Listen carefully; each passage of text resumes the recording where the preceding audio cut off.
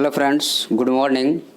Today we are discussing the news of 24 July 2021. Okay so हमारा जो है यहाँ पे अच्छा उससे पहले कुछ हमें बताना है आप लोगों को कि आज से हम लोग कुछ इंटरेस्टिंग थॉट को जो है आपके सामने डिस्कस करेंगे जिससे थोड़ा सा आप लोग मोटिवेट रहें, ठीक है। तो कुछ संस्कृत के थॉट रहेंगे, कुछ हमारा जो थॉट है चीज़ों के लेकर के, ये पर्सनल थॉट होगा कहीं कहीं पर, ठीक है। तो यहाँ पे आप लोगों को अच्छा बुरा लगे आप लोग कमेंट करके ज़रूर बताइएगा। तो पहला आज हम लोग बात करेंगे, एक संस्कृत का श्लोक है, ऐसाम न विद्या न तपो न दानंग न ज्ञानंग न शीलंग न गुणो न धर्म ते मृत्यु लोके भिवि भारभूता मनुष्य रूपे न मृगाश्चरंती। इसका मतलब ये हुआ कि वह मनुष्य, हम इंसान, जिसके पास में न विद्या है, न गुण है, न धर्म है, न शील है, न गुण है, न कर्म है, न दया है, वह व्यक्ति इस धरती पे मनुष्य रूप में एक मृग के समान भटक रहा है और जी रहा है और ऐसे ही खत्म हो जाएगा।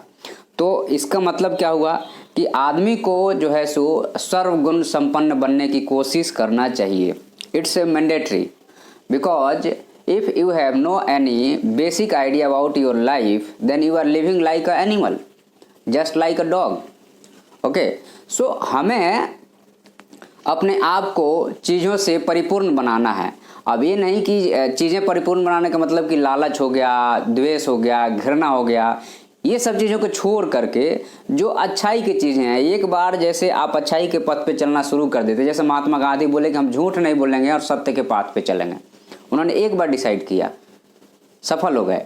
सुभाष चंद्र बोस बोले कि हम जो है सो हिंसा के पाथ पे ही चलेंगे, देश को आज़ाद कराएंगे, आप रटते हो नाम, ठीक है। तो आदमी का एक वसूल होता है, उसके अकॉर्डिंग अगर वो जीते रहता है पूरे जीवन भर तो उसको उसमें जो है सो सफलता मिल जाती है, ठीक है। और सफलता का डेफिनेशन जो है सो हर एक पर्सन के साथ अलग अलग है, ठीक है। तो आज के लिए इतना ही है, फिर नए दिन नए श्लोक के साथ शुरू करेंगे, कुछ नया नया चीज़ें आप लोगों के सामने रखेंगे।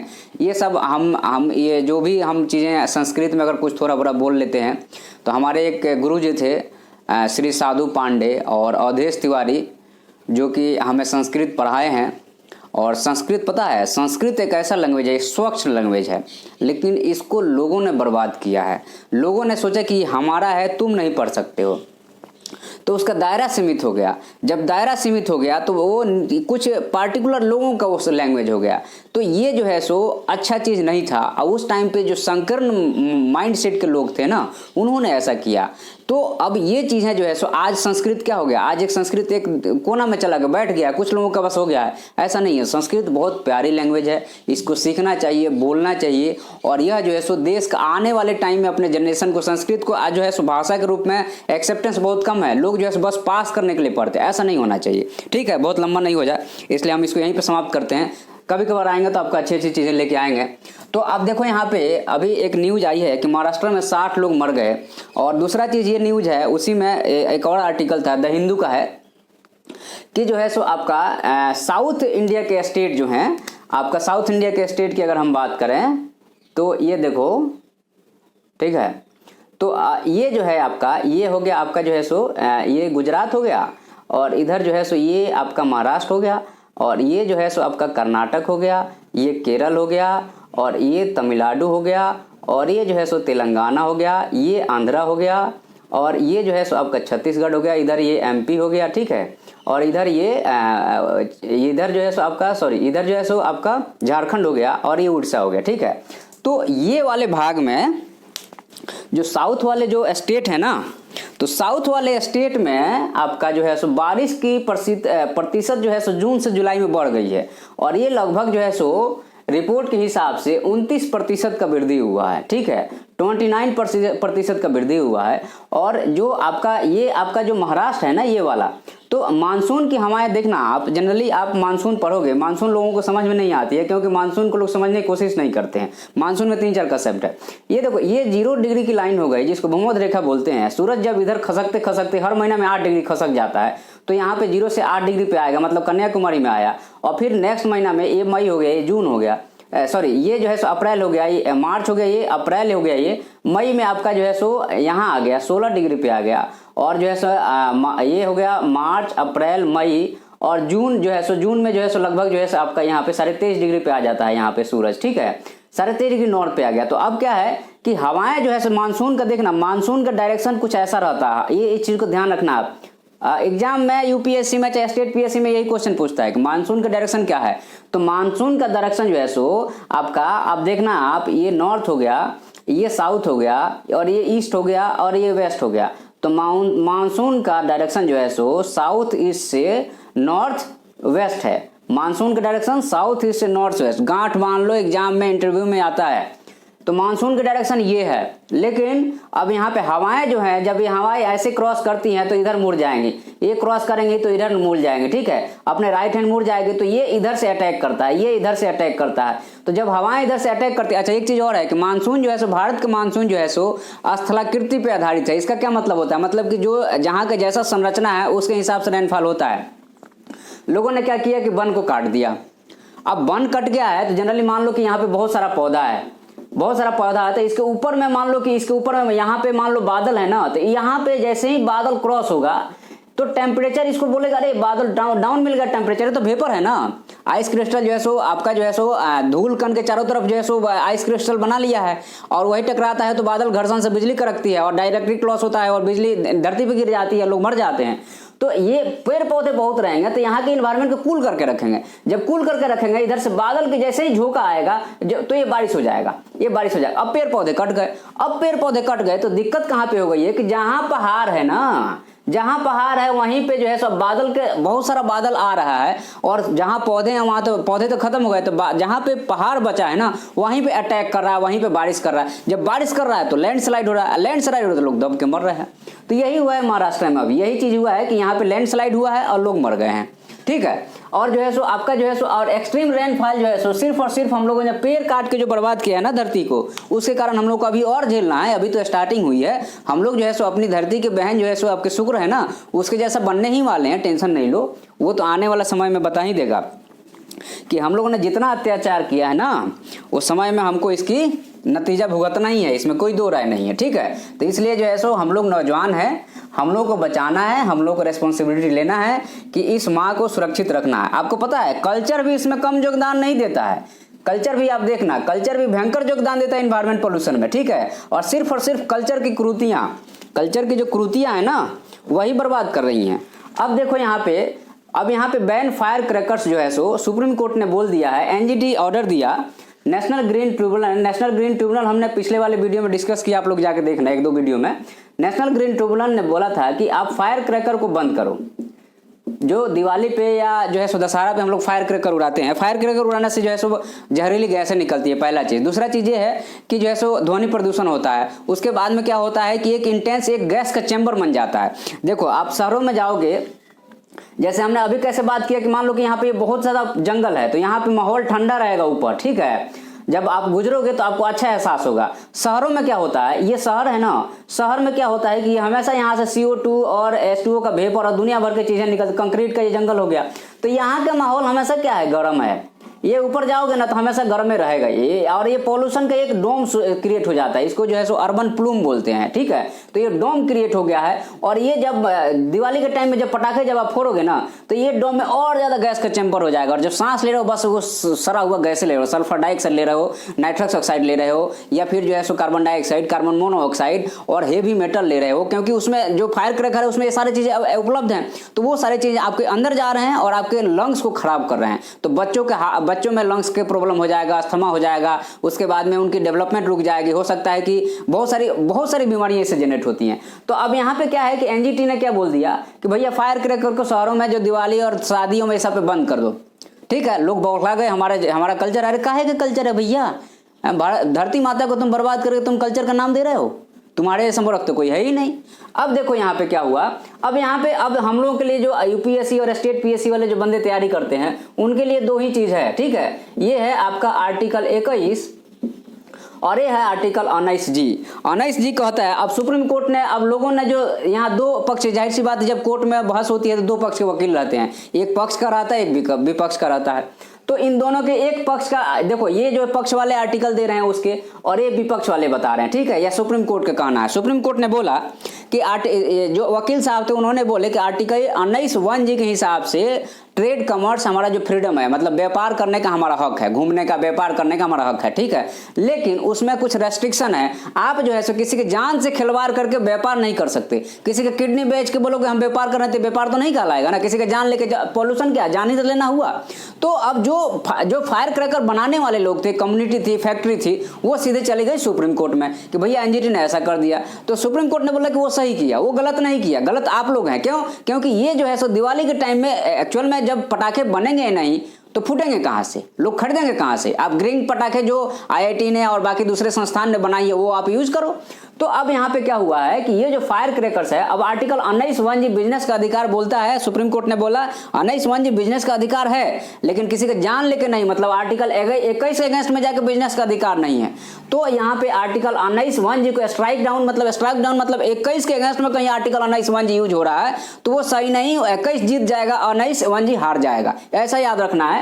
और एग्जाम में क्या करना है, देखो हिंदू का लोग नोट्स बनाते पूरा छाप देते, बिल्कुल जरूरत नहीं है। आप मेन जो पिलर है ना, घर बनाते हो तो पिलर का यूज करते हो, बस पिलर याद रखो, बाकी तो कहानी आप लिख ही दोगे। आईएएस आईपीएस के यार डीएसपी एसपी की तैयारी कर रहे हो तो इतना आपके अंदर औकात है कि आप लिख सकते हो, हम भी मानते हैं और आपको भी पता है कि आपके अंदर है। उस हनुमान जी की तरह वो दबी शक्ति जो है ना उसको जगाओ। तो अब क्या है, यहाँ दो ही आर्टिकल फायर क्रैकर्स के जब भी अब यूज आए, जब भी एग्जाम में कुछ लिखने के लिए आए तो आर्टिकल 19(1) और आर्टिकल 21 का यूज कर देना, आपको भरपूर नंबर मिल जाएगा, लिख के रख लो। और अभी अगर मान लीजिए कि कहीं प्रीलिम्स में भी आ जाए तो 19(1) और 21 का तो ध्यान रखना आप, ये इंपॉर्टेंट आर्टिकल है। और राइट टू लाइफ जो है सो, राइट टू लाइफ में जो है सो फ्री एयर का भी हक है। जब सांस शुद्ध हवा ही नहीं लेंगे तो हम जिएंगे कैसे? तो इसलिए जो सुप्रीम कोर्ट ने बोला है कि फायर क्रैकर का एनजीटी का बैन सही है। अच्छा, उसके बाद में अरावली फॉरेस्ट लैंड इंक्रोचमेंट। तो आपका अब एक चीज और बता दूं, यहाँ पे जगह तो कम बचा है, अब कोशिश करेंगे कल से थोड़ा सा जगह बचा कर रखें इधर, ठीक है, पिक्चर बनाने में थोड़ी सही रहती है। तो अब देखना है आप यहाँ पे अरावली का है, ये जो है सो आपका गुजरात है, ठीक है। तो गुजरात से लेकर के यहाँ, गुजरात यहाँ से शुरू होता है और ये लगभग 800 किलोमीटर लंबी ये पर्वत श्रृंखला है, ठीक है। और ये जो है सो और नीचे आती है, ऐसे आती है, और ये जो है सो आपका लक्षद्वीप तक ये जाता था पहले। अब क्या हुआ कि भारत का ये वाला पार्ट जब ये इधर जो है सो ये वाली जब ऐसे जाके टकराई इधर द्रास के पास में, तो ये वाला टूट के धस गया। जब ये वाला टूट के धसा तो यहाँ पे अरब सागर बन गया। तो आज भी यहाँ पे लक्षद्वीप में इसके एरिया के एज के चट्टान यहाँ मिलते हैं, समझ गए बात को। तो अब ये यहां तक था, लेकिन ये वाला पार्ट तो धंस गया, तो बचा क्या है, यही वाला पार्ट बचा है। तो यहां से लेके गुजरात के पालमपुर से लेकर के दिल्ली के जो है सो रायसेना हिल्स तक जो है सो ये अरावली पर्वत है। ये सबसे पुराना oldest folded mountain in the world है, ठीक है।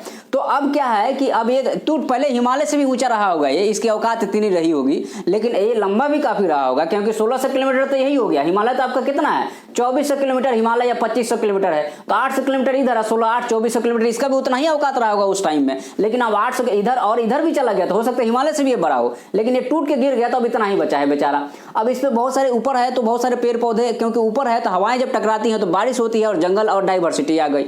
अब लोग जो है सब जनसंख्या एक नहीं 3-3 बच्चे 6-6 बच्चे पैदा कर रहे हैं, काहे कि हम हिंदू हैं, हम मुस्लिम हैं, मुस्लिमों की संख्या कम है। अरे ये कभी नहीं हो सकता है कि मुस्लिम बच्चे पैदा करके और हिंदू के बराबर हो जाए। तो यहाँ पे सामंजस्य, हिंदू को उसको एक्सेप्ट करना पड़ेगा कि हाँ भैया ये हमारा भाई है, और मुस्लिम को भी एक्सेप्ट करना पड़ेगा कि ये भी हमारा भाई है, और ये लड़ाई झगड़ा बंद करना पड़ेगा, नहीं तो एक दिन सिविल वार हो जाएगा। और आप ये समझते हो कि हमारा ही नुकसान है, लड़ाई में जाहिर सी बात है दोनों को नुकसान होता है। इसलिए लड़ाई छोड़ो, बच्चे कम पैदा करो और धरती को बचाओ। भगवान ने सबको एक ही बनाया है ना, अध्यात्म के सिद्धांत जो है सो मुंडको उपनिषद का आप याद कर लेना, ठीक है, जाके हमारा हिस्ट्री का वीडियो देखो।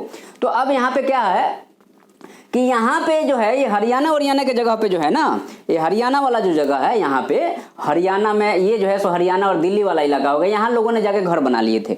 तो सुप्रीम कोर्ट ने बोला कि नहीं, यहाँ पे भी वही राइट टू लाइफ का कंसेप्ट है। बोला कि इन्वायरमेंट जो दोनों अब कंट्राडिक्शन है ना, क्योंकि अगर यहाँ इनक्रोचमेंट कर लेंगे तो लोग इधर भी तो करने लगेंगे। सुप्रीम कोर्ट ने इसको स्ट्राइक डाउन किया, बोले नहीं, राइट टू लाइफ यहाँ है, आप जी के सकते हो, लेकिन जो है सो जो एनिमल के राइट है और जो ह्यूमन के राइट है, क्योंकि एनिमल और ह्यूमन के कंबाइन राइट आपके राइट से ज्यादा बड़ा हो गया, इसलिए स्ट्राइक डाउन किया और बोला कि इनको साफ करो, हटाओ। तो यहाँ से अरावली रेंज से इसको हटा दिया गया। तो यहाँ पे बीच थोड़ा सा इन्फॉर्मेशन था। अच्छा, यहाँ पे जो है सो आपका यहाँ पे जो है सो एक पहाड़ी है, आप उसका नाम बताना, और यहाँ पे एक जो है सो जैन टेम्पल है, ठीक है, उसका भी आप लोग कमेंट में नाम बताना क्या है। उसके बाद में अनलॉक, अब यहाँ पे जो है सो अनलॉक में जैसे कोविड-19 के केस जो बढ़ रहे हैं, ठीक है, तो हमें इससे मतलब नहीं है, हमें जो न्यूज रखना है, जो एग्जाम के लिए पॉइंट ऑफ व्यू से जरूरत है कि कोविड क्या है और उससे रिलेटेड हमें कैसे लड़ना है, ठीक है।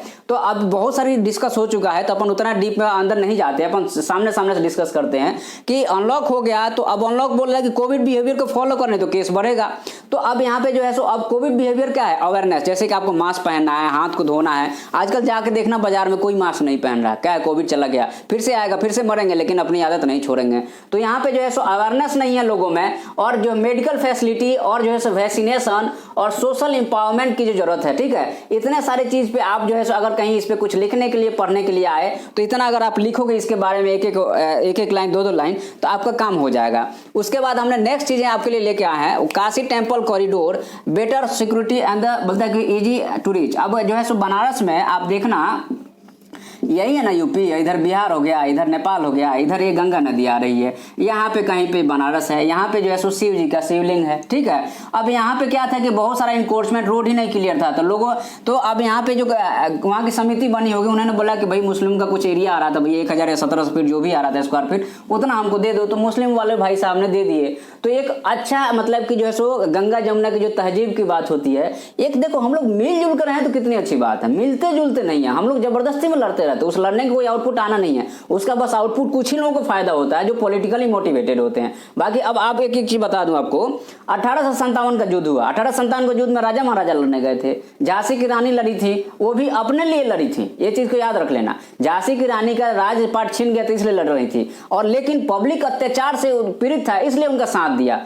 तो अब 1857 के युद्ध हो गया, तो लोग, तो पब्लिक ने सबसे ज्यादा जो है गांव के गांव को अंग्रेजों ने उड़ा दिया। आप जाके यूपी में देखना, यूपी और एमपी का जो है और झांसी वासी वाला इलाका है, और जो इधर भाग लिए थे, तो उसमें गांव के गांव लोगों को साफ कर दिया, अंग्रेजों ने उड़ा दिया। और फायदा किसको हो गया भैया? उसका फायदा तो राजा महाराजाओं को हो गया कि जो है डॉक्ट्राइन ऑफ लेफ्ट खत्म कर दिया, हड़प की नीति खत्म कर दिया, तो उसको फायदा क्या? उसके बाद में जो बचे थे, जैसे होलकर लोग जो बच गए थे राजा महाराजा लोग, जो जिनका नहीं गया था साम्राज्य, उनको बढ़िया एग्रीमेंट हो गया कि आप जो है बराबर में है, मरा कौन और मजा किसने मारा।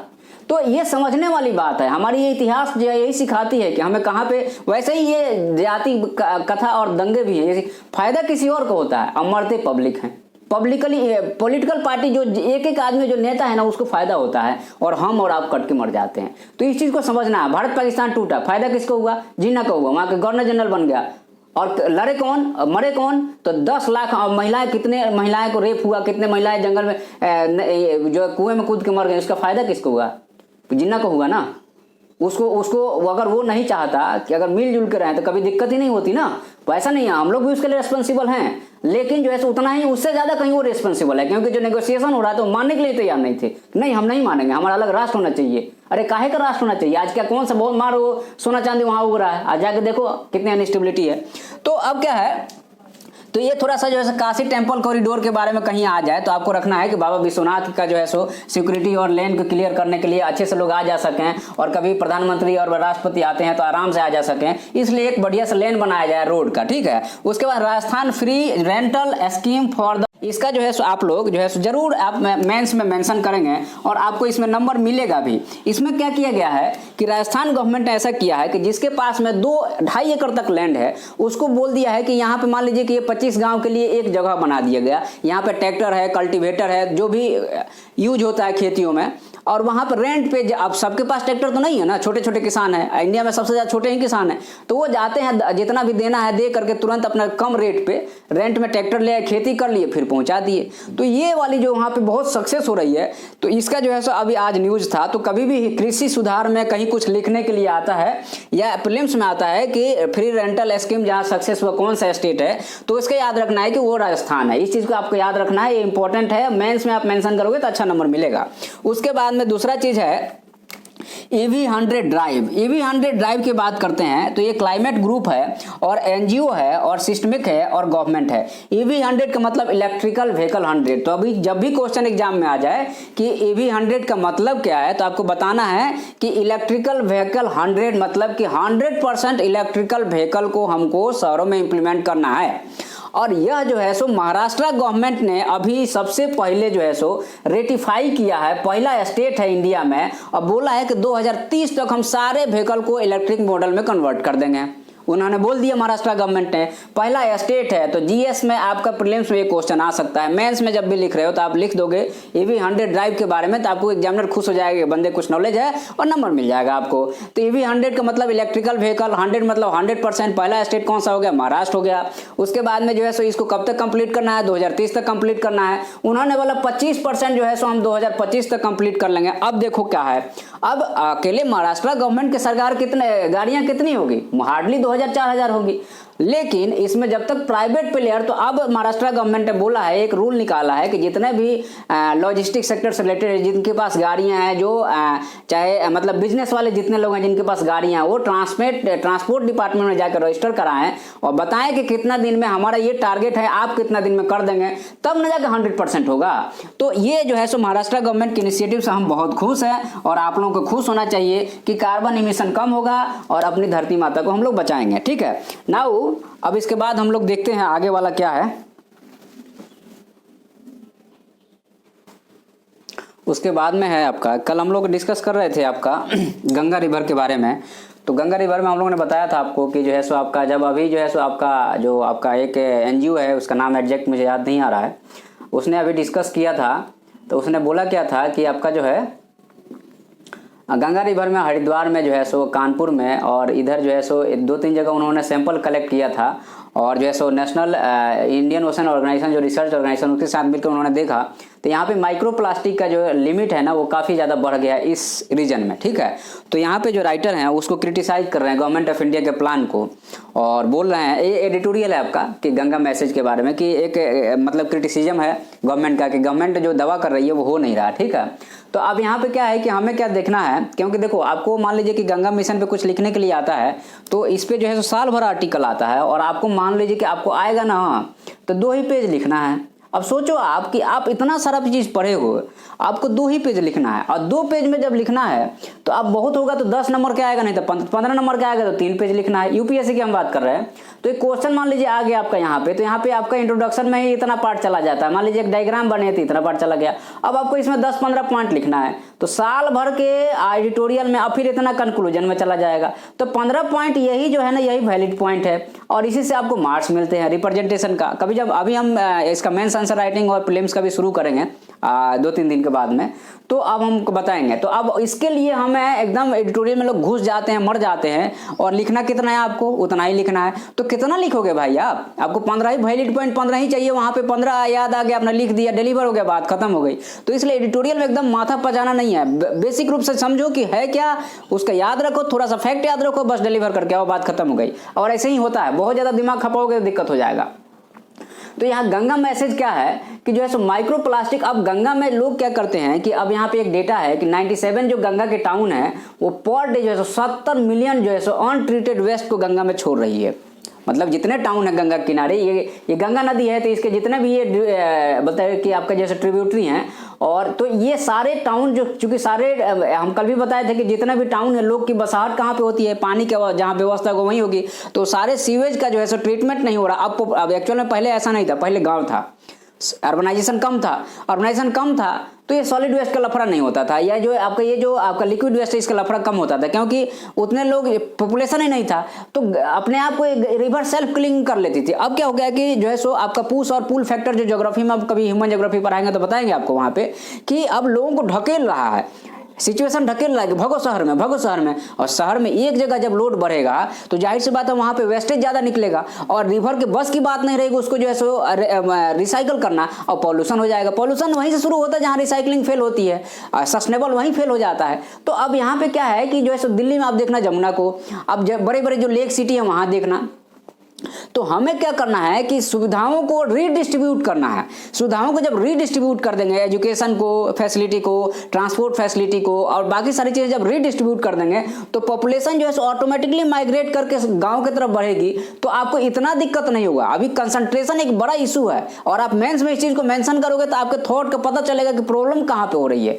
ठीक है, तो पॉपुलेशन और जो है सो अर्बनाइजेशन, ये 2 चीज़ है, और जितना अर्बनाइजेशन है ना सब यहीं पे, गाँव में देखना, गाँव में कहीं वेस्ट का प्रॉब्लम ही नहीं होता है, घर है, पीछे नाली है, निकला वेस्ट वहीं वहीं रिसाइकल हो गया, बात खत्म हो गई। अब इतना मतलब कि जो है सो 7 से 50 मिलियन लीटर जो है लिक्विड वेस्ट थोड़े निकल रहा है गाँव में, नहीं निकल रहा है ना, क्योंकि वो डिस्ट्रीब्यूटेड ऑलरेडी हैं, दूर दूर रहते हैं, तो वहाँ पे इतनी इशू नहीं है। अभी अर्बनाइजेशन का एक फेल्योर है, और आप कितना भी कुछ कर लो, आपका पॉपुलेशन, आप सोचो कि यूएसए का पॉपुलेशन 30 करोड़ है और इंडिया का पॉपुलेशन 130 करोड़ है, वो दूसरे तीसरे पोजीशन पे आते हैं एरिया में, हम लोग जो है 7वें पोजीशन पे आते हैं। तो हम लोग को पॉपुलेशन पे कब्जा करना ही पड़ेगा, otherwise there is a big mistake in future, we have suffering from a lot of difficulty. ठीक है, तो अब हमें क्या है कि अब यहाँ पे यही चीज है कि माइक्रो प्लास्टिक और सॉलिड वेस्ट की बात करें अगर हम, तो अब जितने भी ट्रिब्यूटरीज हैं, इस सारे शहरों बसे हुए हैं, और सारे जो है अपने कचरे जो है सो बिना ट्रीटेड छोड़ रहे हैं। सरकार का प्लान है, ट्रीट कर रही है, लेकिन जो ऑफिसर बाबू है ना, वो तो बाबू साहब, लाट साहब है ना, वो थोड़े काम करेंगे। वो क्यों काम करेंगे? तो वो काम नहीं करते हैं, वो देखते नहीं है, पैसा लेके, और जितने फैक्ट्रियां हैं पैसा दे देती हैं, अपना जेब में रखे और मेरे बाल बच्चा सुरक्षित, बाकी दुनिया बाहर में जाए। तो ये जो है सो इरेस्पॉन्सिबल टाइप के जो थॉट है ना, उसके कारण अब ये सारी चीजें समस्या आ गई है। एक दिन वो भी मरेंगे और हम भी मरेंगे, मरना तो सबको है।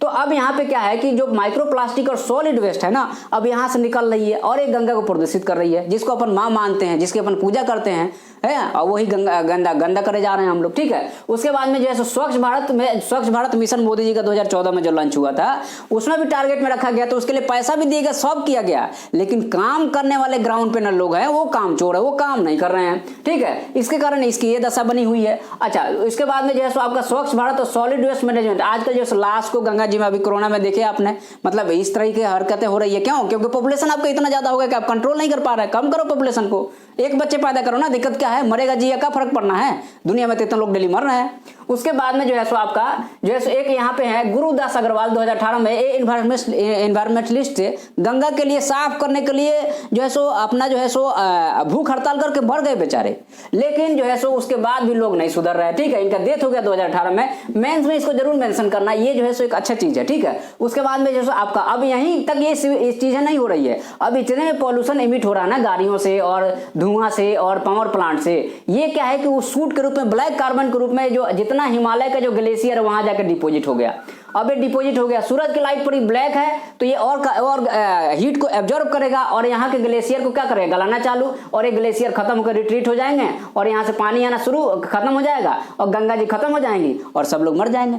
ठीक है, तो ये एंड रिजल्ट यही होना है ना। इसलिए पॉल्यूशन को कंट्रोल करना हमारी पर्सनल जिम्मेदारी। इसलिए लोग तो इलेक्ट्रिकल व्हीकल की तरफ महाराष्ट्र भाग रहा है, हमको समझना चाहिए चीजों को। तो यहाँ पे भी अभी आपने देखा होगा अल्पस माउंटेन पे जो लेक, बहुत सारे लेक बन रहे हैं, अचानक से 1000 लेक बन गए 50 साल में। क्यों? क्योंकि यही हो रहा है, सूट जाके वहां जमा हो रहे हैं, गर्मी को कैप्चर कर रहे हैं, बर्फें पिघल रही हैं, बर्फ पिघल रही है तो नीचे लेक बनेगा ही बनेगा, खाली जो जगह वो पानी तो भरेगा ना, वही तो लेक बना। तो 1000 लेक बन गया वहां पे। और यहाँ पे इंडिया अभी हिमालय में बोलते हैं कि बहुत सारा जो झरना है वो सूख रहा है। क्यों सूख रहा है? क्योंकि वो धीरे धीरे रिट्रीट हो रहा है, गर्मी का लेवल बढ़ रहा है, तो जाहिर सी बात है वो पिघलेगा ही पिघलेगा।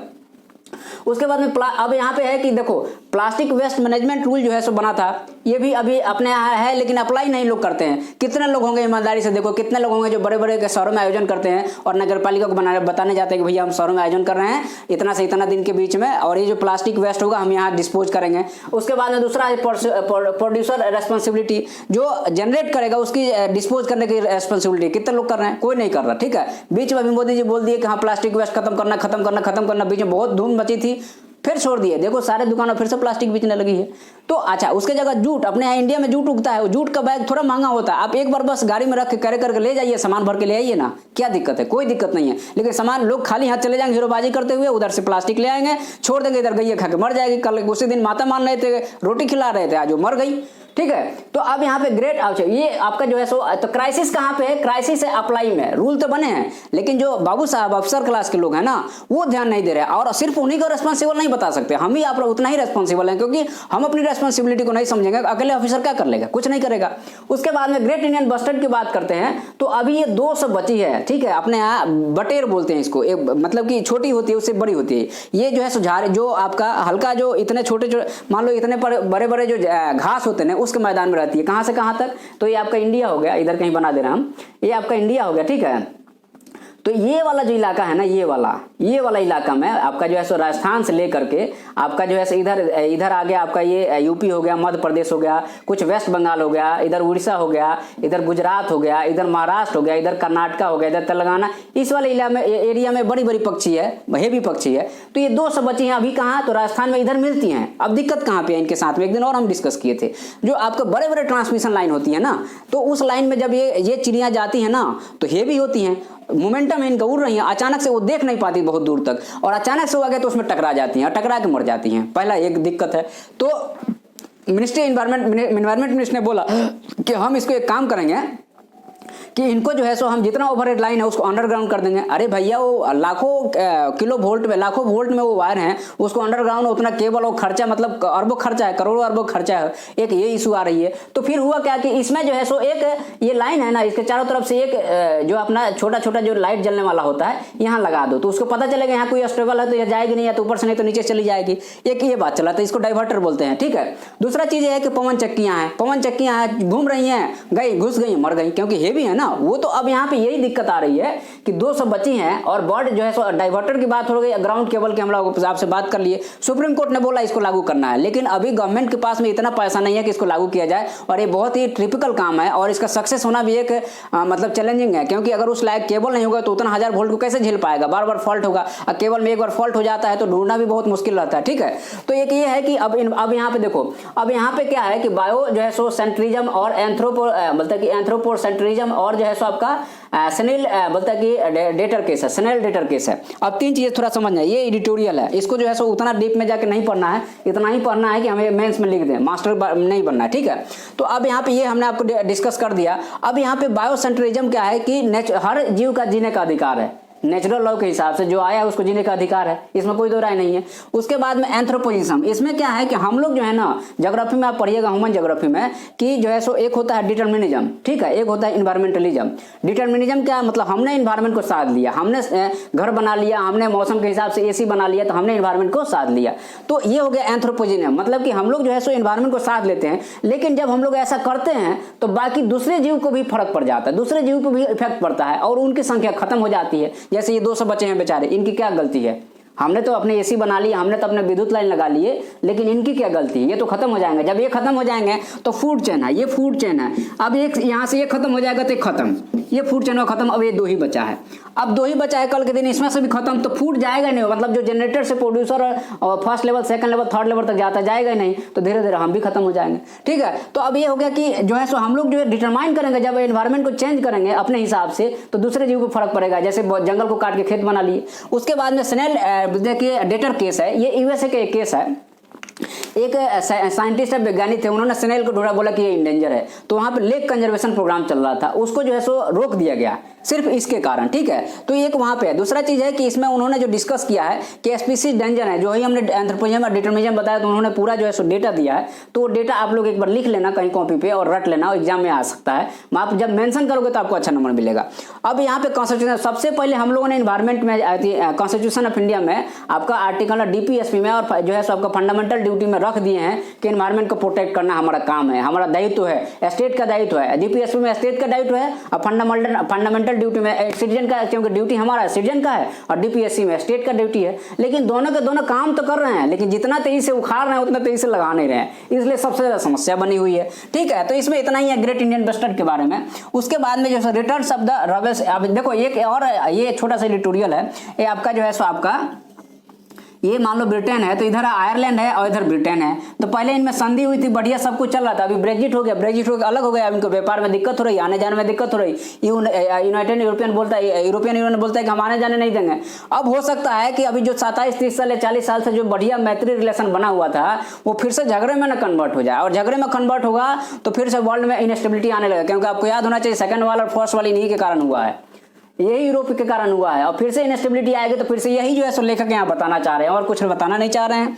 अच्छा, यूनिफॉर्म सिविल कोड का मतलब हुआ है कि चाहे हिंदू हो, चाहे मुस्लिम हो, चाहे जैन हो, चाहे पारसी हो, सबके लिए शादी का एक नियम होगा और श्राद्ध का एक नियम होगा। मतलब समाज में कल्चर से रिलेटेड एक ही नियम होंगे, उसको यूनिफॉर्म सिविल कोड कहा जाता है। इस पर अम्बेडकर और जवाहरलाल नेहरू में बहुत सारे डिफरेंसेस थे यूनिफॉर्म सिविल कोड में। तो अभी किसी प्राइवेट मेंबर बिल ने जैसे ये बिल जो लाया है संसद में, लेकिन उसका पास होना तो मुश्किल है, क्योंकि प्राइवेट मेंबर है, उनके पास बहुमत ही नहीं है, तो होगा ही नहीं। उसके बाद में जो सेक्रेसी इन वोट वोट जो है सो फंडामेंटल राइट है। पुट्टास्वामी जजमेंट के हिसाब से जो है सो आर्टिकल 21 जो है सो हमारा सिक्रेसी है। हम क्या कर रहे हैं रूम में, हम कहाँ क्या कर रहे हैं, हमारा किस इसका कोई ओपन नहीं करेगा, ये हमारा राइट टू लाइफ में आता है। वैसे ही वोट भी जो है सो एक फंडामेंटल राइट है और इसको प्रोटेक्ट करना है। तो सुप्रीम कोर्ट ने इसको बोला है कि वोट भी है, हम किसको वोट दिए किसी को जानने का अधिकार नहीं, ये फंडामेंटल राइट है, राइट टू प्राइवेसी है। तो अब इसको मेंस में हम लोग यूज कर सकते हैं। ये छोटा सा एक आर्टिकल था, ऐसे बहुत सारे आर्टिकल हैं, एक दिन में डिस्कस करें तो 2 घंटा लगेगा, ठीक है। तो हमको जितना मतलब जो समझ में आया कि इंपॉर्टेंट। अच्छा एक चीज और हमको बता दें कि अभी जो है सो आपका जो है सो टोक्यो में जो ओलंपिक हो रहा है